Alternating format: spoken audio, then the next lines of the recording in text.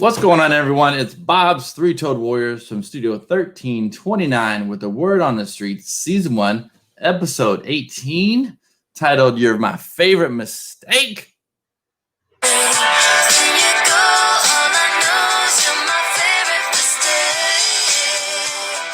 All right, Cheryl Crow said it way better than I did, but that's okay.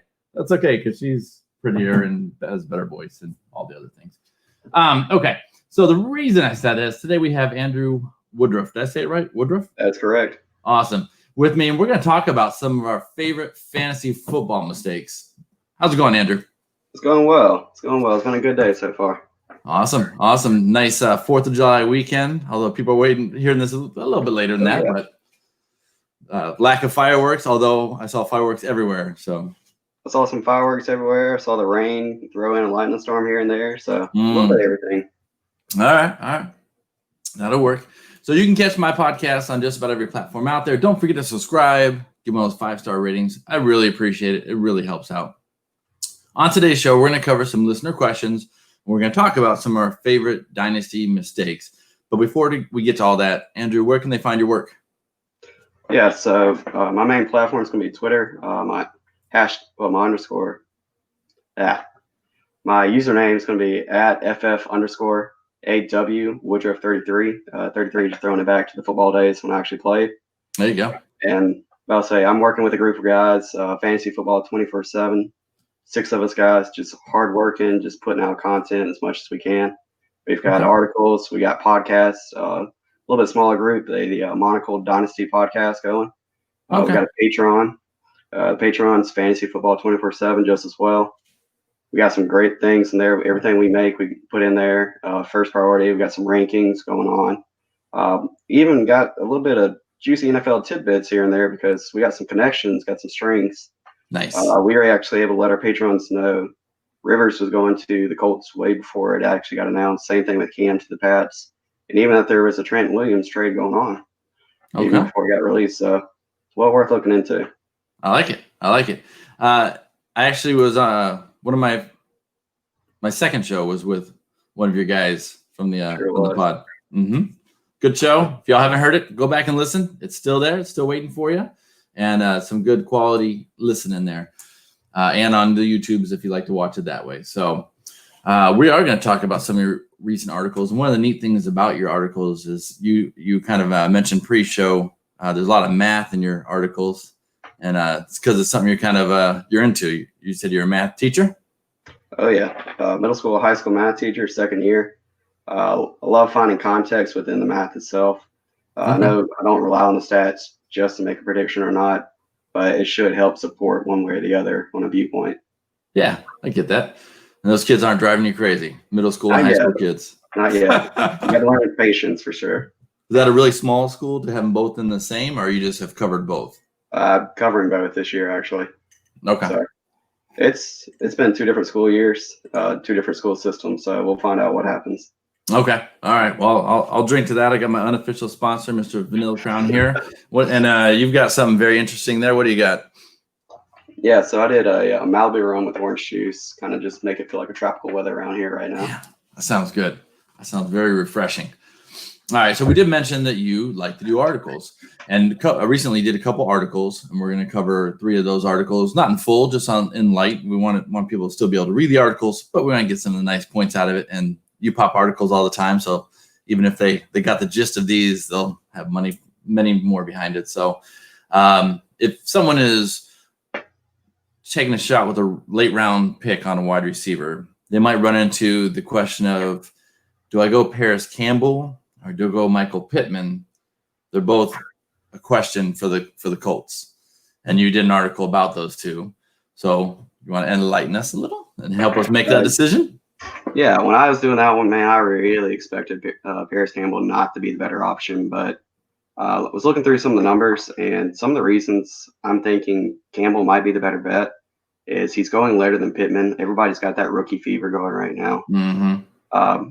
A very big concern with that is the 2020 offseason looks very different compared to most years. So Pittman's going to be having to work twice as hard by himself, basically, to learn this playbook. Campbell already has a year in. He already knows it. He's coming back. He's healthy right now. He's just focusing on getting his fundamentals better. Another big thing that was really pushing me for that was their athletics weren't any different. Everyone saying Pittman was this great athletic machine. Campbell was the same thing. The only thing Campbell doesn't have was the height, but man, his speed flies. Nice. And so, last thing, like, I know if anyone is paying attention to Phillip Rivers in the many years he's played NFL, he loves that slot guy. And that's exactly where all the coaches are saying Campbell is the guy for the slot. So, for the price, if you're looking for something better, I'm going with Campbell. Okay, I like it, and very affordable. I think we talked about probably 13th round or so in a redraft league. Yeah, about roughly 150 or so. Yeah, Campbell's running late, 13 or 16. The clutch thing is right now, everybody, again, that rookie fever. So Yeah. you might even see him drop a little bit because everybody's got that recency bias. And he hasn't done much lately. There you go. I got him sitting on a taxi squad. Maybe I'll pull him out this year. We'll see. All right. Here's a bigger debate we see on Twitter all the time. It's definitely worth one worth having. Or is it worth having? I don't know. I know where I stand on this. But we got Zach Moss, a little more of that rookie fever. And we got Mr. Singletary. What's your take on these guys? Yeah, so just starting off, ADP, Singletary's going about the 4th, 5th round latest. And then you got Zach Moss. I've seen him going anywhere from the 10th round. That's one of myself taking him there up to like the 12th round. And so what I was looking through was I was trying to pay attention, kind of like what has the Bills been doing the past couple of years? What's that looking like going forward? We already saw Frank Gore took all of the rushing red zone work last year, and he was not efficient at all with it. But the team didn't change opinions. They said, nope, we're not putting Singletary in there. He's not the guy. So we can already assume Moss is going to have that lead. Moss is a giant bowling ball type running back. He is going to be getting the goal line, short line work. And so that's a lot of valuable points. Singletary's already missing. Yeah. So that's already the first gamble that I'm not taking on a 4th, 5th round pick. If you're not going to get the touchdowns, I don't care. The second thing with that was a lot of people said Zach Moss is a 2-down back. But if you want to go back to player profiling, Zach Moss actually has a better target share than Singletary does coming out of college. And they're both working in the same system, so you can't say Singletary's just more elusive because they actually had very similar broken tackles back in college, and even 2018 and 2019, if you want to compare college and NFL right there. And then the last thing, Zach Moss, I know a lot of people knocked his speed, but what they're forgetting possibly is Singletary actually had the exact same speed score, the exact same speeds. But then they got beat up for it last year. I remember. Oh yeah. And then Moss, like he sat there, he's already shown in a pro day video, he's faster than what he timed. He had a messed up hamstring. He went and got healthy, ran faster. So for the cost, I'm going Moss on this one. All right, that's fine. Whatever. I got a lot of Singletary early last year before the hype train fired up, and so in the dynasty leagues where we went early, I got him. In the redrafts, I wasn't paying the upcharge that was going with the hype train. I think I got him at 1 out of a couple because it was still early enough and cheap enough. But I got a question. I don't have to question anything you said. You said it's correct. I got to wonder, though, if they won't give him more work being his second year and having more confidence in him and that being a saving grace. But at the same time, Zach Moss is a bowling ball, and at the goal line that is what you want. So. Oh, yeah. I will say, like, Singletary, he's going to do probably better the first half of the season. Like you said, he's already got a year in the system. Coaches know who he is, how he's going to compete already. Yeah. But, I mean, if you go back and watch any of the recordings this year and last year, like they said, they're going to play their best guys when they're ready. Right. Last year, I think they played had the most rookie snaps played on the team throughout the offense, defense, compared to the entire NFL. So once Moss is ready, like I think he's going to be on the field a lot. Yeah, that makes sense.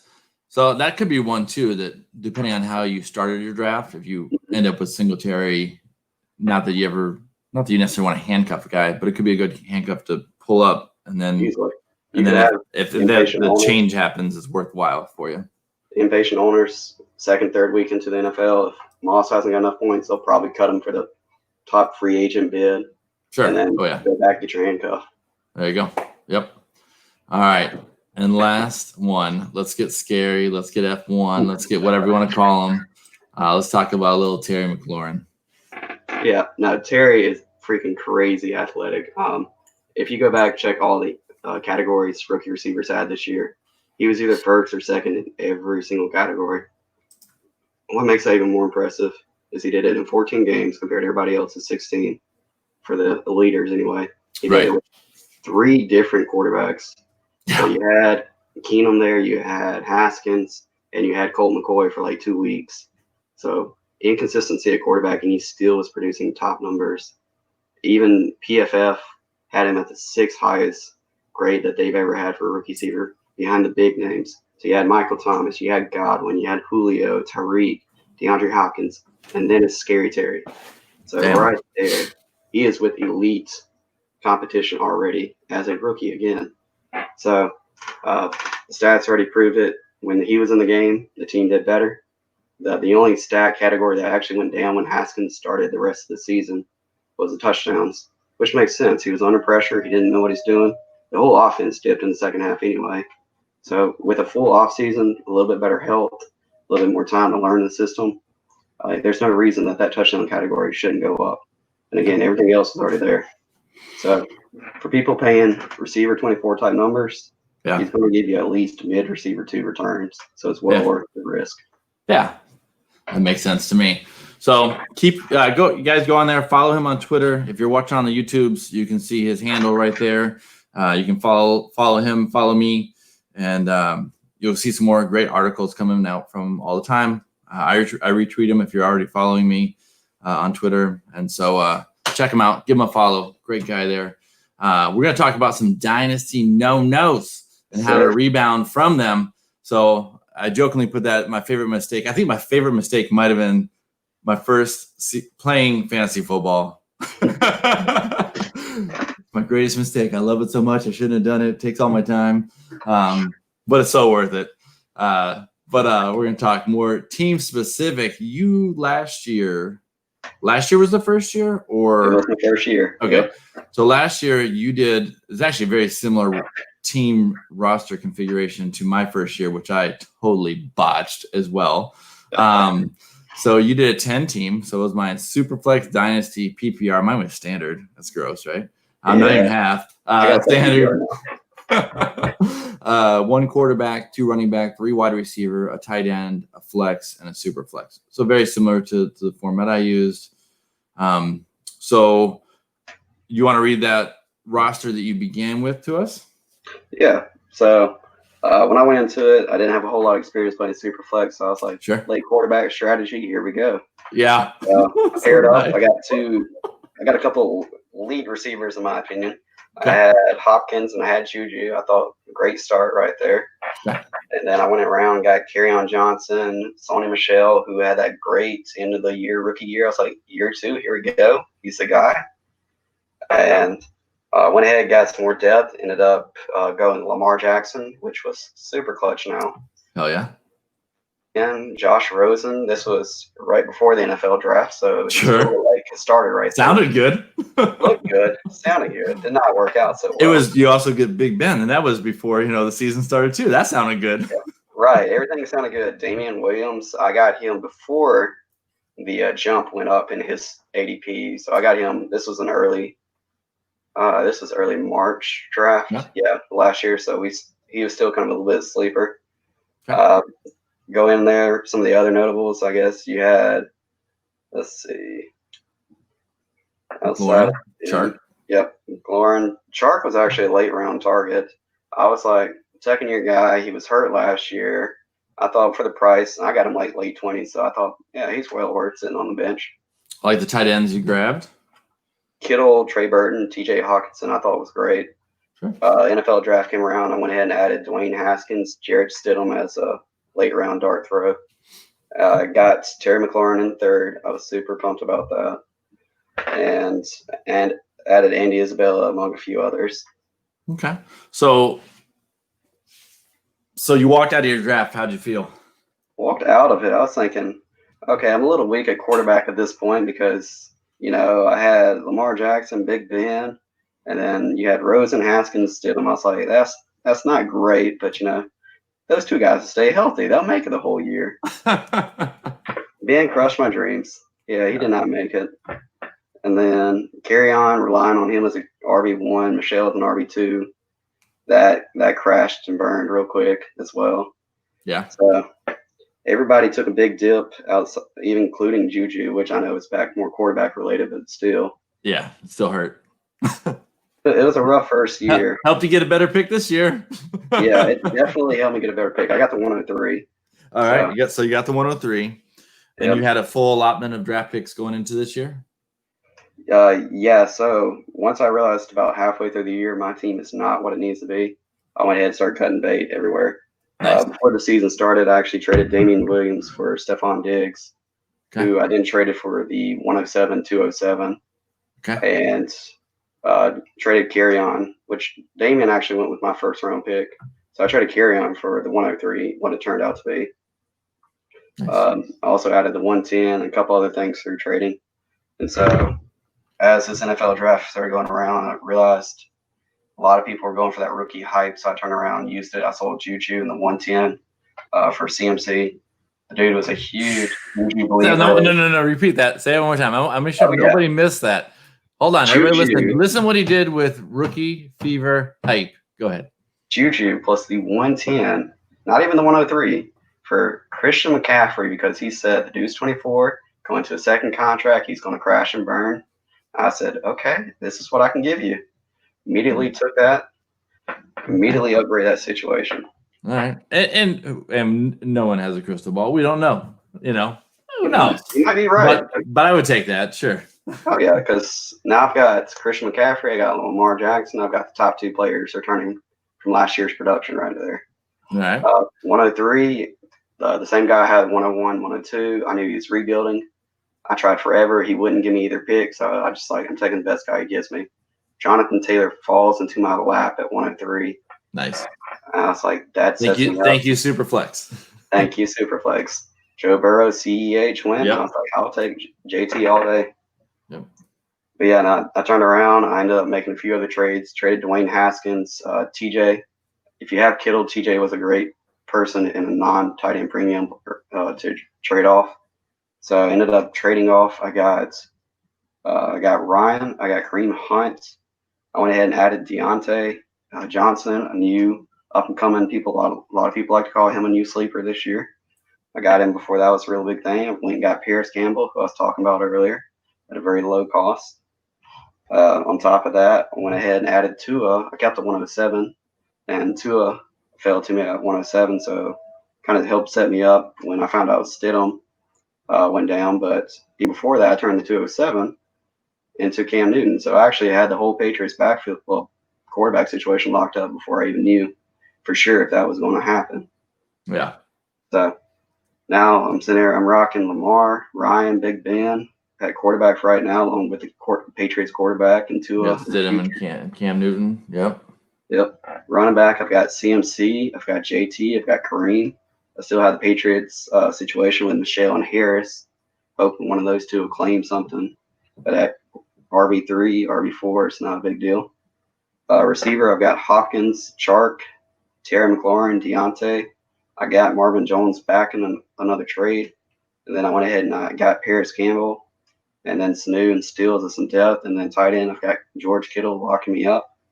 And I still got both my 21 first and my 21 seconds ready to go if I needed to get traded and go up. There you go. Yeah. You're probably one quarterback injury away from selling off one of those quarterbacks for a running back, if I had to guess. Yep.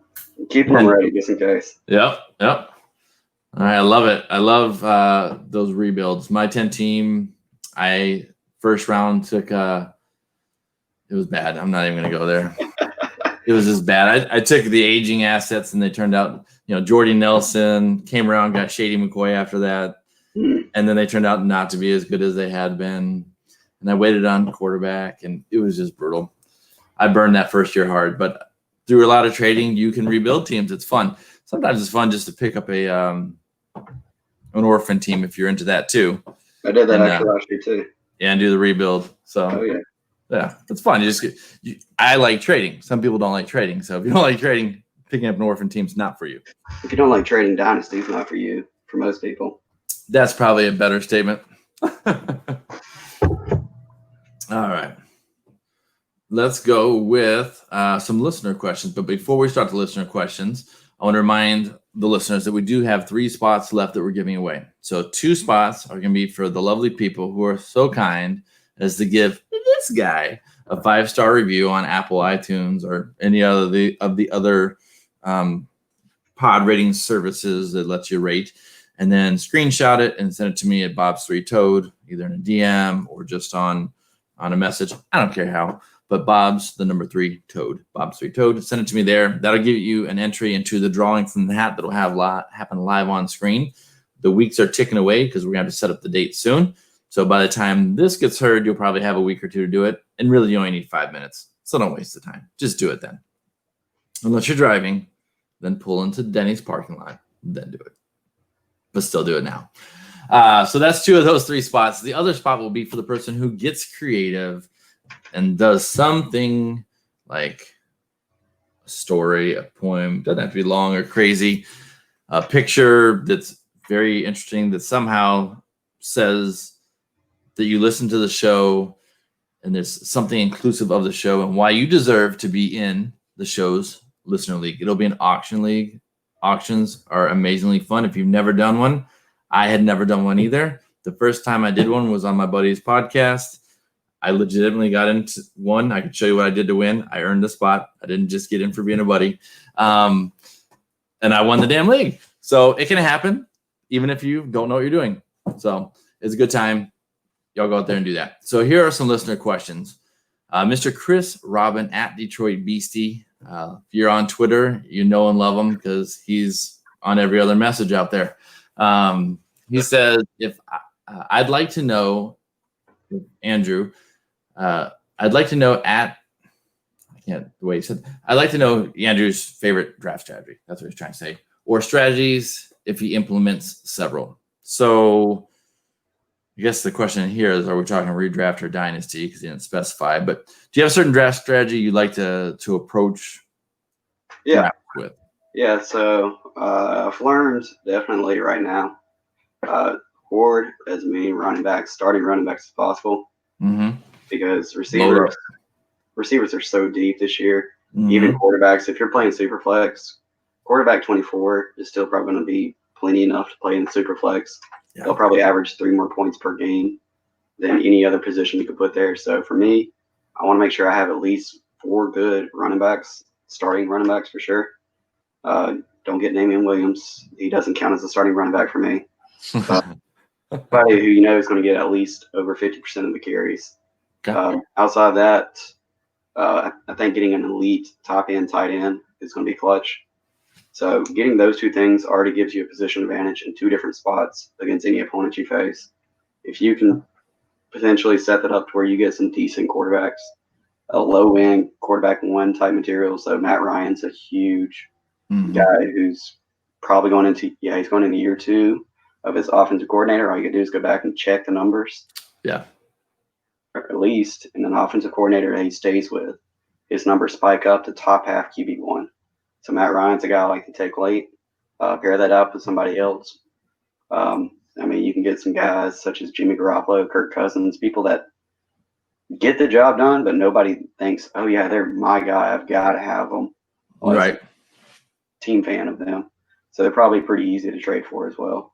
So get that. Rookies, there's very few rookies I like to keep around. I've determined other people just like them way more than I do, and that's fine. I'm going to use them as trade bait. So if you don't have a best player available, you've got a similar tier between people, and you see a rookie's in there, a highly rated rookie lately, go ahead and grab him. Next round, go ahead and grab the next guy you're going to get. Got that extra trade piece to work with. Okay. All right. Salty. So salty. At FF_Baca. Chewbacca? I don't know.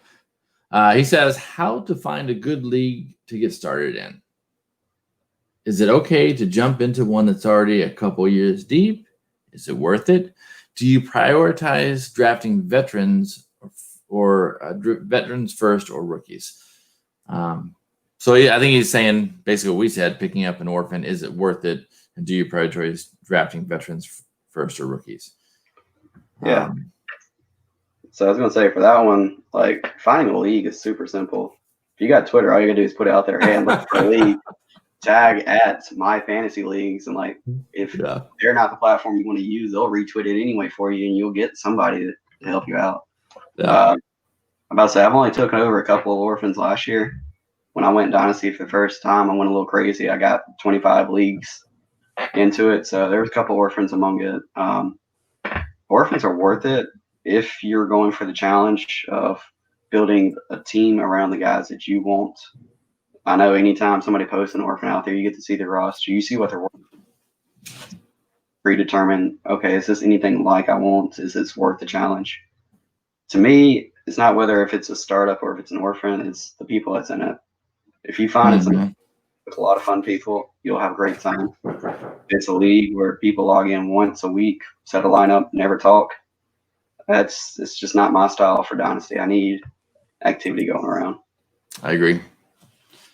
And then, I know you mentioned for that second half, veterans or rookies first. I always go best player available right now.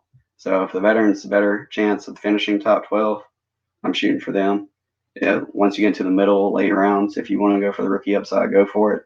Like I said a minute ago, they're always great trade materials. If you want to turn around and trade them later for, let's say, Michael Pittman for Marvin Jones plus, because Marvin Jones has a good track record. He's going to put up receiver 2 numbers normally, at least each week. So that's always a way to get a win out of it. Yeah. Playing with my new toys. So for those watching on Facebook, you saw us put the little go grab that orphan team ticker symbol going across the bottom. For those on Facebook or on the ears just listening, you don't know what we're laughing at. So, all right. So if you want a fun challenge and you can find a good league of good people, go grab that orphan team. And you know what? Grabbing an orphan team isn't always grabbing a bad team. Very accurate. Sometimes you get the champion. He's like, he grabs his money, he bails. Life got busy. He still won his league, and he's like, all right, I'm out, and you can pick up a good team. So you never know what you're going to get. So, all right, next question is from JUSFIN at Justice Finu. Okay. Thank you, Justice Finu. Should we overvalue RB because of the scarcity at the position? And we're talking Dynasty, I think the way he says the end of this. Or undervalue them because of lower shelf life? That's a very fun question. That's a very good Dynasty question. My mindset is there's 2 ways to approach it. Mm-hmm. If you're a contender, you're overvaluing running backs. You're loading up on the guys who are going to last and be starting material. So like Christian McCaffrey, once that dude said, I'm going into a rebuild, he's not going to last. He's going to die off. McCaffrey is the type of running backs who are versatile. They can run the ball, and they're one of the main pass catchers of the team. Those are the kind of guys you want to load up on because they will last 2 to 3 years during your contender window. If you're going for a rebuild, yeah, you don't want to undervalue them, but you want to sell them off for good value. So get your receivers, lock that up, lock up a good elite tight end, because once you find an elite tight end, they're going to stay at the top for several years. Kelsey is a prime example of that. He's been at the top for the past 5 years. And he's not changing any. He's still probably going to be there for the next 2. Him or Kittle right there. I say Superflex, that's quarterback dependent. So if it is Superflex, go get you a couple of young quarterbacks, let them work with you, and then get your running backs in a couple of future years. There you go. You heard the man. Don't sleep on your running backs. I think Not at all. All right. Tim Cunningham at TC, and that's all I could see of his thing because it was hard to see. I believe the question was, it wasn't hard to see. It was that everybody couldn't see the media, but I think you sent me the screenshot of it. It says, what is your approach to SFBX and your first round rankings? So SFBX first round. Yeah, so this is actually my first year doing the Scott Fish Bowl. I found out about it last year. I applied for it, but I wasn't lucky enough to get in. Yeah, so I went ahead, made the donation, applied again anyway this year. I got in. So I've got the 105 spot. So I'm Nice. probably going to miss out on the tier I wanted, which was going to be McCaffrey, Barkley, Patrick Mahomes, Lamar Jackson. So at the 105, currently I'm looking at taking the best available running back. Don't know who I'm going to click tomorrow. It's either probably going to be Zeke or Kamara. I'm going to roll from there. Like I said earlier, I'm going to overstress running backs early because I liked how the quarterback setting is actually set for a super flex league. You want quarterbacks who are accurate. And the great thing about that is most of those quarterbacks are not top 5 quarterbacks going in the NFL draft. You got guys like Drew Brees. Drew Brees is going to be great value. Most people probably already know that, so they'll probably still go in the 3rd at least. You've got Derek Carr. Derek Carr, I think, is really underrated. You got the Raiders over there building a great system. Gruden looks like he knows what he's doing for sure. He's already finished as one of the most accurate quarterbacks last year, and he's going to be well outside the top 10. So if you want a great target, there he is. Again, Jimmy Garoppolo, you've got Cousins, Brady, Ryan, Stafford. It's way too deep, so I'm not prioritizing that at all. So I'm going to go get me some running backs. I'm going to shift over 3rd round, probably either top 4 tight end if he's available, or best receiver, load up for a couple rounds. Probably about round 5, 6, I'll go grab a quarterback and another and just keep going from there. All right, there you go.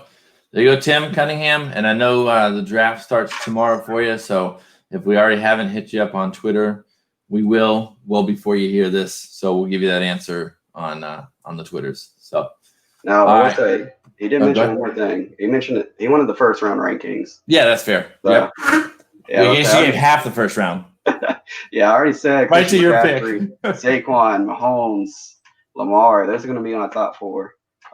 Zeke, Kamara is probably interchangeable for 5 and 6. It's whoever you prefer, which system you trust more. And then I would probably say Michael Thomas at 7 right there.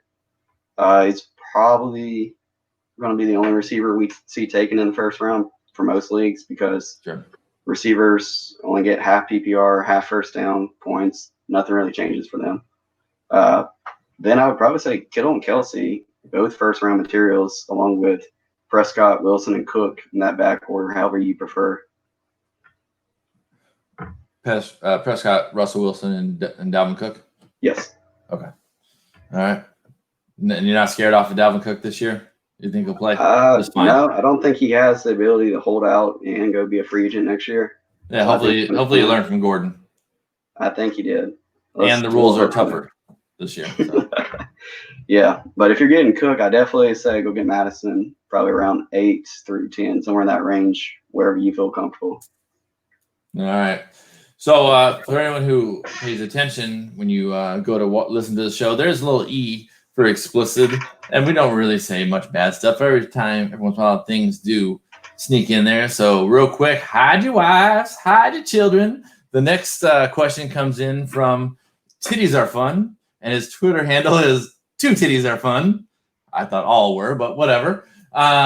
He says, who is the number 1 dynasty buy for you? And if it's not DJ Chark, what's wrong with you? Here she has a setting of 3 questions. So we'll start with that one. Who's the number 1 dynasty buy for you? And if it's not DJ Chark, what's wrong with you? I think I could tell you why it's not the number 1 buy for me. And it's because everybody has that same opinion and they're charging too much to stow. Yep. And I want to pay that much.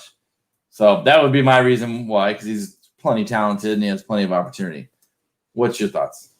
Yeah, man, Chark is super talented. That's why I was happy to take him everywhere in late rounds last year. But everybody knows that. Everybody's not going to let you get him no longer at a 21-second price or something really cheap. Right. So if you're going for someone cheaper, Terry McLaurin's an easy one to target. All you got to do is tell people, man, he's already like 25, 27. He probably gets lunch with Frank Gore every day. So the old country buffet. Doing that kind of stuff. I mean, oh man, it's a Redskins. Like, watch out. That they're not going to score a lot of points, but I mean, the system's going to work through him and Darius Geis if Geis is healthy. So I would honestly probably say those 2. Those are super cheap guys to go for. Okay. All right. Well, there's your answer for that part. The second part was, is everyone sleeping on Perryman? Brashad Perryman. It's an interesting one. I guess no one is talking about him, so if that counts as sleeping, sure. Possibly. I would actually prefer Jamison Crowder. I think Crowder's going to be the better buy in that system. Okay. But Right. I'm about to say it's going to be between Perriman and Mims on who is the better receiver too for the Jets. But I know Darnold's going to prefer focusing his targets on the inside and underneath routes, which is what Crowder's going to run. And you also possibly have Chris Herndon back now going to actually play this year. So I know that tight end's going to get some targets along with the check downs of Bell. So Okay. I'm avoiding the Jets offense if I can. Yeah. You and most people. Maybe. Yeah. All right. So next question is rank for redraft, and we'll assume he was talking full PPR.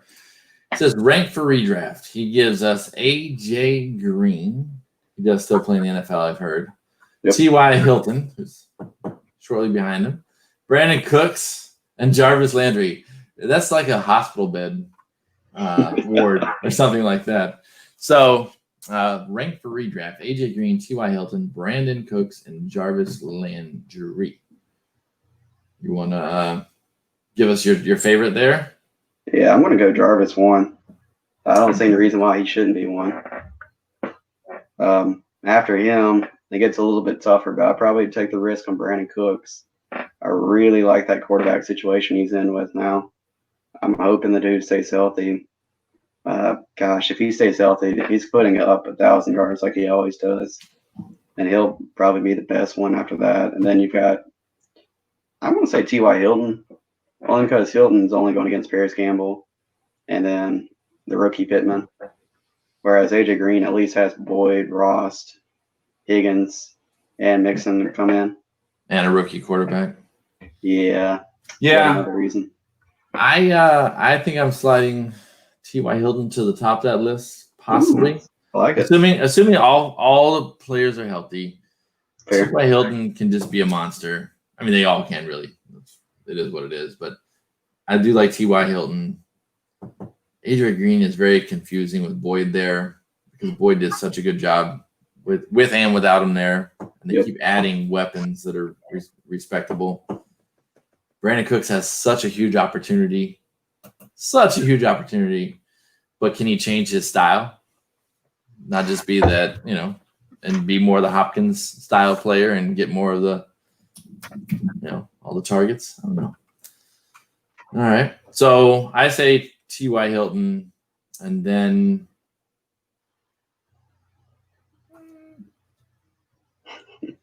it's tough. I really don't. Any one of these, I feel like I'm totally rolling the dice. T.Y. Hilton, Cooks, Landry, Green, maybe Landry, Cooks, Green. That might be it for me. It's gonna be close. It's gonna be best available at that point between them. I think if I need a wide receiver, and at the cost they're gonna be, I don't think you're gonna be sad taking a shot on any of them. Really, they don't make it for you. They were your third or fourth wide receiver probably, and big deal. So, but imagine if you could steal AJ Green and it becomes the old AJ Green from last time he played fully healthy. I was gonna say which year that was, but I couldn't do the math. All right. We're gonna stay on a redraft field here, and we're gonna switch over to my Ask All preseason question.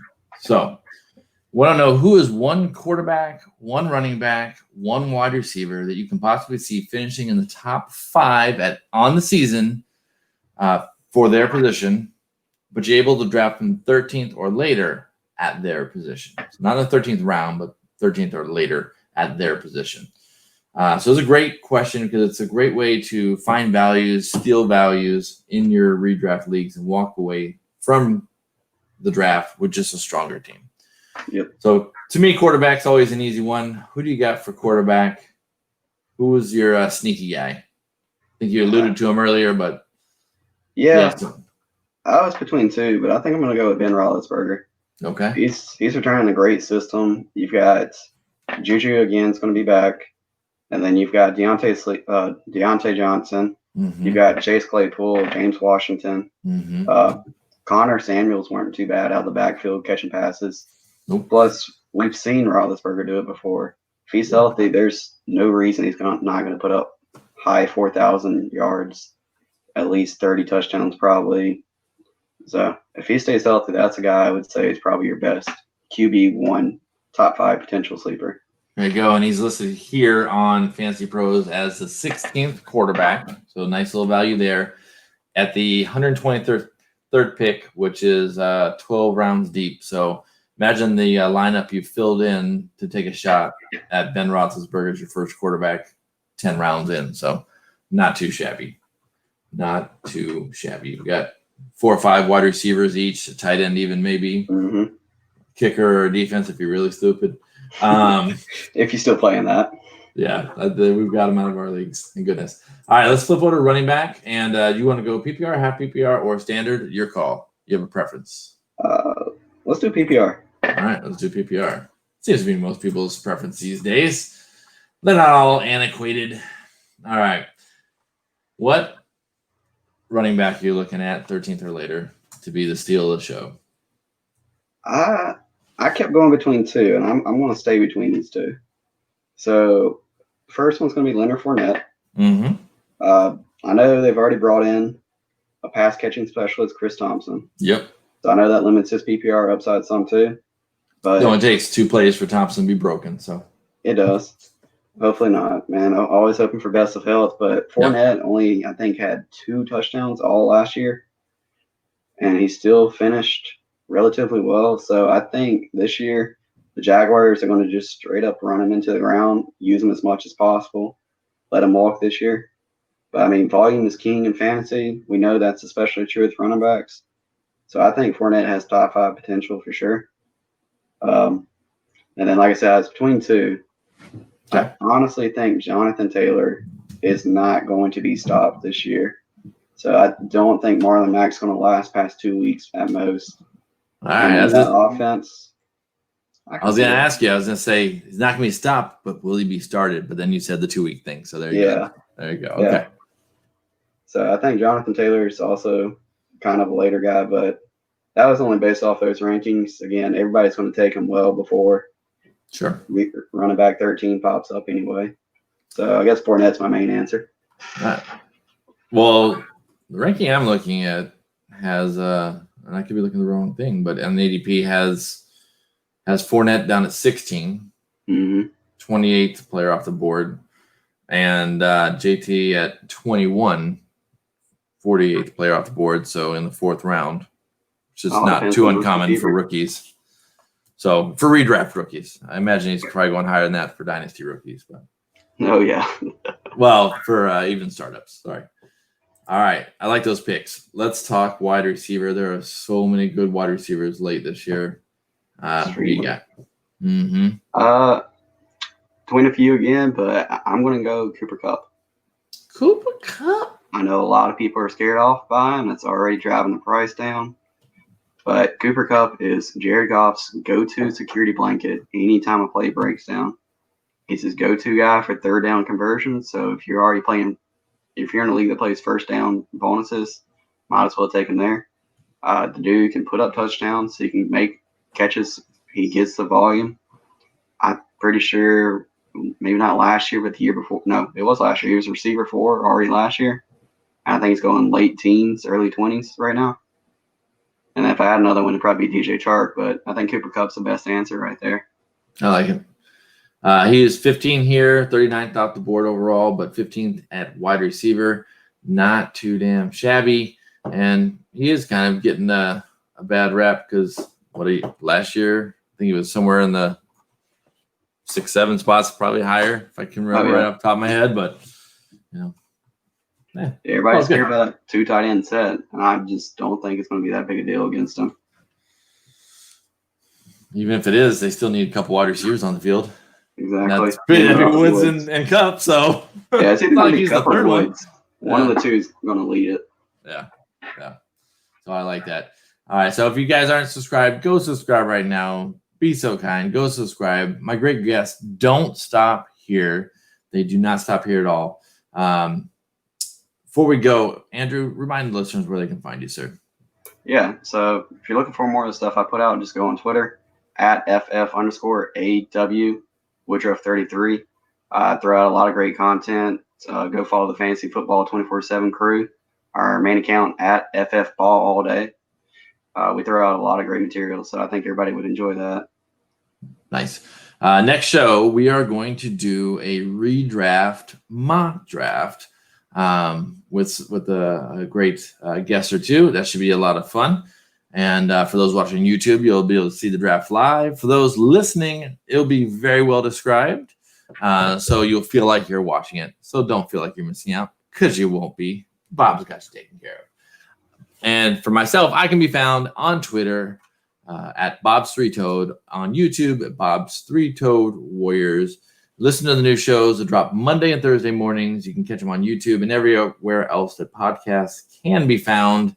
Pretty soon we will start a Wednesday, probably a Wednesday happy hour live stream in a couple weeks here, I think, or probably about around the time that you guys are hearing this show.